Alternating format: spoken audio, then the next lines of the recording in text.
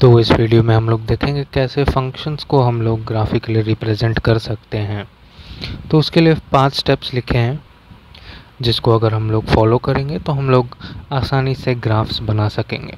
तो सबसे पहला स्टेप है फंक्शन का डोमेन निकालना, और फंक्शन का डोमेन निकालने के बाद ये चेक करना कि फंक्शन ऑड है या इवन है या पीरियोडिक है।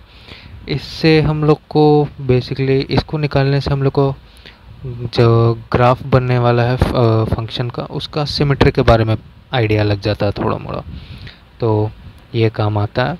और तीसरा स्टेप है फंक्शन का ज़ीरोस फाइंड करना, कहाँ पे फंक्शन किस किस पॉइंट पे फंक्शन ज़ीरो हो रहा है।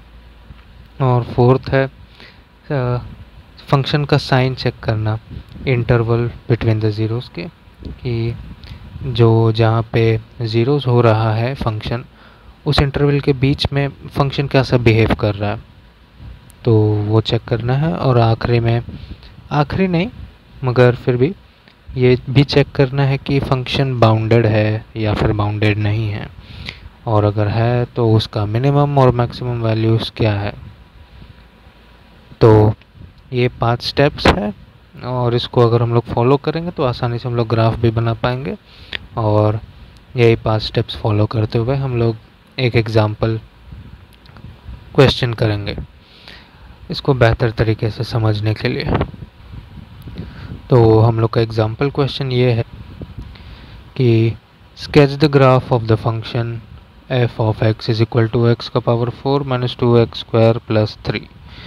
तो इसको हम लोग अगर सॉल्व करेंगे तो सबसे पहले तो फंक्शन लिख लेते हैं। f of x is equal to x का power 4 minus 2x square plus 3। ठीक है, तो इसको देखने से ही पता चल जाता है कि इसका डोमेन तो ऑल रियल नंबर्स होगा, यानी entire number scale x belongs to r, all the real numbers. और इसके बाद हम लोग देखेंगे अगर, तो ये एक इवन फंक्शन भी है।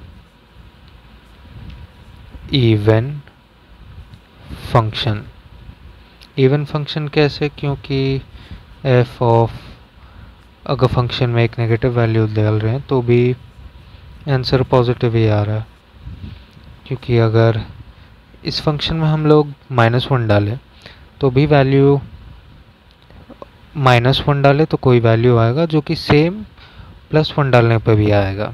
तो बेसिकली इवन फंक्शन ऐसे पता करते हैं। और अब इवन फंक्शन हम लोग को पता लग चुका है कि इवन फंक्शन है, तो इसका मतलब ये है कि ये ग्राफ सिमेट्रिकल होगा ऑर्डिनेट एक्सिस पे। तो सिमेट्रिकल अबाउट ऑर्डिनेट एक्सिस।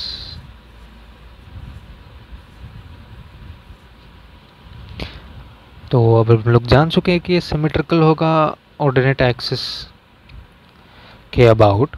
तो हम लोग अगर सिर्फ f ऑफ x नहीं बल्कि x का वैल्यू ग्रेटर देन और इक्वल टू 0 पे भी निकाले तो हम लोग का काम चल जाएगा, क्योंकि उसको मिरर कर देंगे तो पूरा ग्राफ बन जाएगा हमारा। तो अब इस फंक्शन को एनालाइज करते हैं।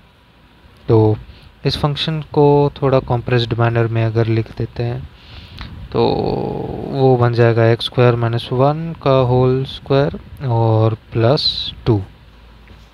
ठीक है, तो अगर हम लोग ध्यान से देखें तो ये पार्ट तो हमेशा पॉजिटिव रहेगा, ग्रेटर देन या इक्वल टू 0।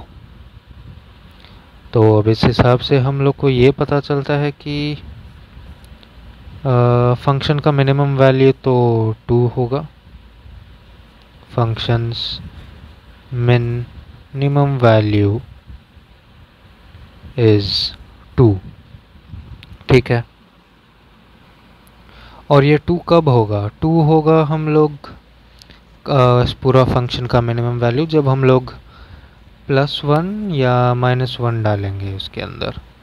तो it is minimum, the function reaches its minimum value at x is equal to plus or -1। तो ये कुछ इम्पोर्टेंट पॉइंट्स हम लोग निकाल लिए, एज इन जो 5 स्टेप्स कुछ देर पहले बताए थे उससे। अब ये पॉइंट्स हम लोग को ग्राफ प्लॉट करने में बहुत हेल्प करेगा। कैसे, अभी आगे देखते हैं। मगर उसके पहले +1 और -1 के बीच जैसे कि हम लोग देख सकते हैं, x को अगर हम लोग 0 से ऊपर ही एनालाइज करें तो हम लोग का काम चल जाएगा। तो हम लोग इस फंक्शन को एनालाइज करेंगे क्लोज्ड इंटरवल, सबसे पहले 0 lesser than equal to x, lesser than equal to greater than equal to और लेसर देन इक्वल टू 1।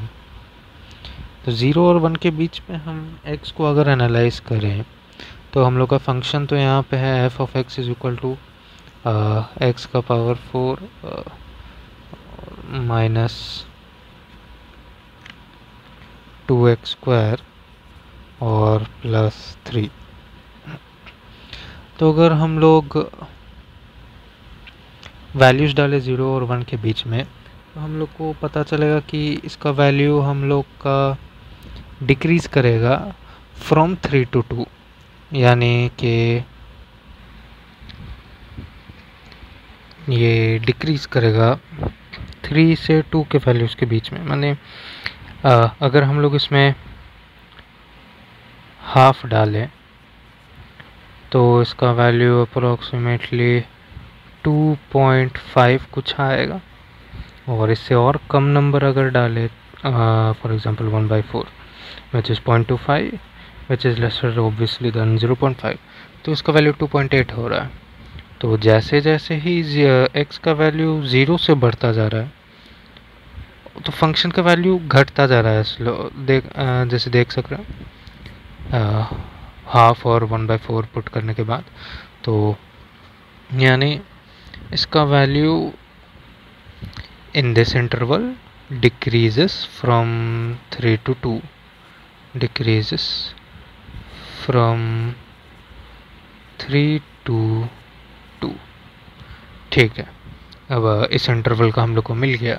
अब इसके आगे का इंटरवल का अगर हम लोग चेक करें, which is 1 lesser than equal to को भी नहीं x और इन्फिनिटी, तो इससे तो साफ ही पता चल जा रहा है कि अगर x से कोई भी बड़ा नंबर रखेंगे तो वो इंक्रीज ही करता चला जाएगा, क्योंकि देख सकते पावर 4 और स्क्वायर है और उस पर भी हम लोग 3 ऐड कर रहे हैं। तो यहाँ पे ये फंक्शन इंक्रीज करता जाएगा। Function f of x will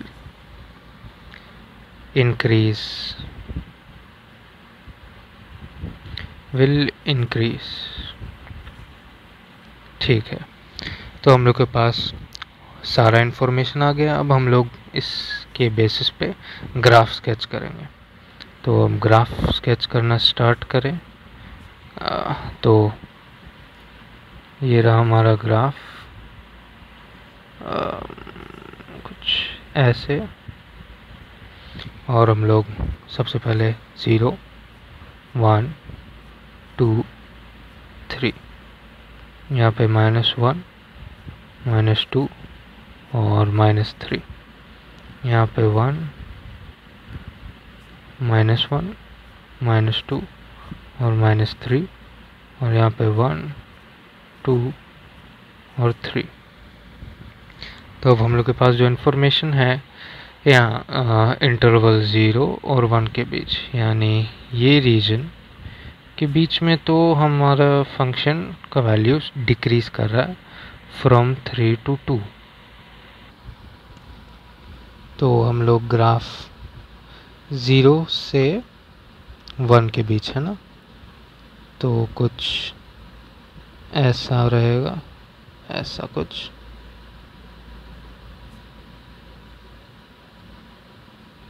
और यहाँ से क्योंकि 1 से ज़्यादा का वैल्यूज़ पे टिल इन्फिनिटी इंक्रीज़ करता जा रहा है, तो विल गो लाइक दिस।